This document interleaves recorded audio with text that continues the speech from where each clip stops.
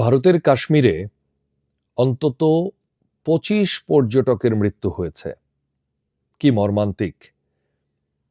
জঙ্গিদের সশস্ত্র হামলায় ২৫ জন পর্যটক যারা ঘুরতে গিয়েছিলেন তাদের ছুটিতে, তাদেরকে নির্মমভাবে হত্যা করেছে একদল সশস্ত্র জঙ্গি। আনন্দবাজার পত্রিকা বলছে, কাশ্মীরের পহেলগাঁওয়ে জঙ্গি হানা হয়েছে, শতাধিক রাউন্ড গুলি হয়েছে এবং মৃতের সংখ্যা আরো বাড়তে পারে বলে আশঙ্কা করা হচ্ছে। এই পর্যটকদের উপর কেন জঙ্গিরা হামলে পড়ল তা নিয়ে তদন্ত অবশ্যই হবে। ঘটনাস্থলে সেনা, পুলিশ সহ সব ধরনের বাহিনী এরই মধ্যে পৌঁছেছে। কেন্দ্রের রাজ্যের স্বরাষ্ট্রমন্ত্রী তিনিও পৌঁছে গেছেন এবং সশস্ত্র এই জঙ্গিরা কেন এ ধরনের হামলা করেছে সেটি তদন্তে বেরোবে। কিন্তু এই মুহূর্তে আপনারা জানেন যে ভারত সফরের কথা মার্কিন ভাইস প্রেসিডেন্ট জেডি ভান্সের ভারত সফরের সময়ই এমন জঙ্গি হামলার ঘটনা ঘটল। এখন পর্যন্ত কোনো জঙ্গি গোষ্ঠী এই ঘটনার দায় কিন্তু স্বীকার করে নেয়নি।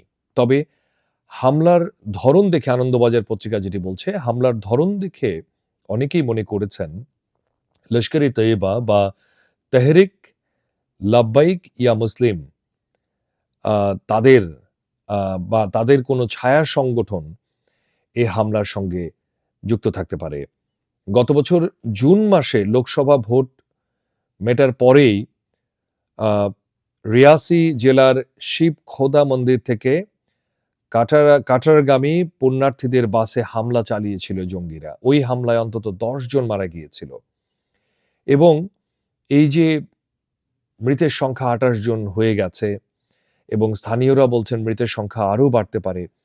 একই সঙ্গে জঙ্গিরা যে কাজটি করেছে সেটি হচ্ছে যে খুবই পরিকল্পিতভাবে তারা এই হামলাটি করেছে হিন্দু ধর্মাবলম্বীদের উপরে। এমনটি বলছেন প্রাণে বেঁচে যাওয়া ওই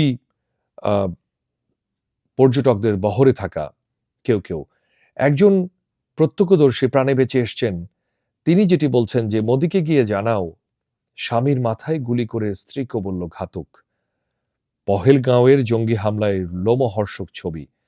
দর্শক, ছবিটি দেখছেন, এখানে যখন ছুটি কাটাতে গিয়েছিল কর্ণাটকের এই পরিবারটি, তখন জঙ্গিদের টার্গেট হন মঞ্জুনাথ রাও।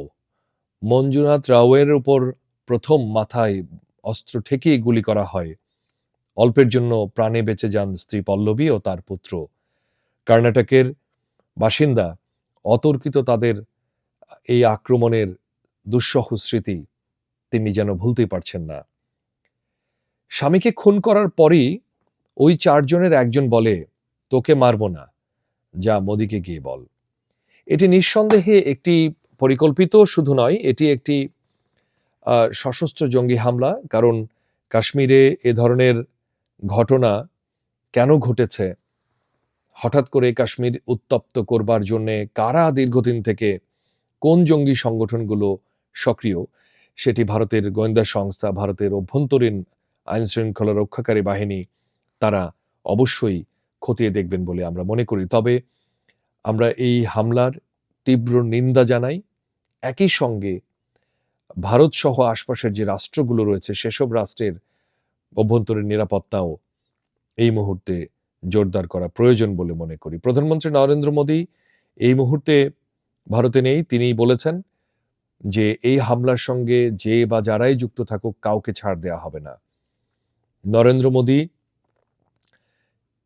বাইরে থাকলেও সেখানে ছুটে গেছেন কেন্দ্রের স্বরাষ্ট্রমন্ত্রী এবং স্বরাষ্ট্রমন্ত্রী সেখানে ছুটে যাওয়ার পরে তিনি ঘটনাস্থল প্রত্যক্ষ পরিদর্শন করেছেন এবং তিনি বলেছেন এই হামলার সঙ্গে প্রত্যক্ষ কিংবা পরোক্ষভাবে যারাই যুক্ত থাকুক তাদেরকে দ্রুততম সময়ের মধ্যে গ্রেফতার করা হবে। কিন্তু দর্শক, ওই এলাকায় এখন সেনা, পুলিশ সহ একাধিক বাহিনীর অভিযান চলছে এবং আনন্দবাজার পত্রিকা যেটি বলছে যে এই জঙ্গি হামলার সাথে মোট ৫ থেকে ৬ জন সশস্ত্র জঙ্গি যুক্ত ছিলেন। তাদেরকে খোঁজবার জন্যে ওই এলাকায় অভিযান চলছে।